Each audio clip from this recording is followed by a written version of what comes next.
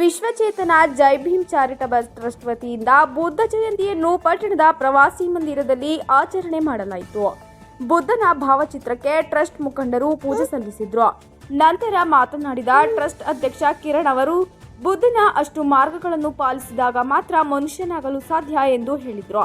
ಇದೇ ಸಂದರ್ಭದಲ್ಲಿ ಎಟಿಎಂ ಗಣೇಶ್, ಪ್ರದೀಪ್, ಮೋಹನ್ ಕುಮಾರ್, ಲೋಕೇಶ್, ರಂಗಸ್ವಾಮಿ ಇನ್ನಿತರರು ಇದ್ದರು. ವಿಶ್ವವಿಜ್ಞಾನಿಯಾದ ಮಹಾನ್ ಭಗವಾನ್ ಬುದ್ಧ ಅವರ ಹೆಸರು ಬುದ್ಧ ಪುಣ್ಯನ ಆಚರಿಸ್ತಾ ಇದ್ದೀವಿ.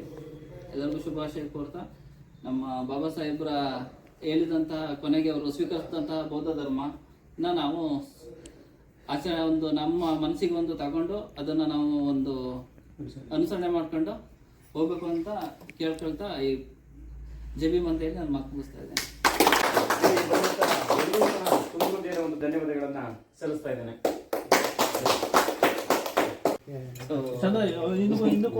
ಎಲ್ಲರದ್ದು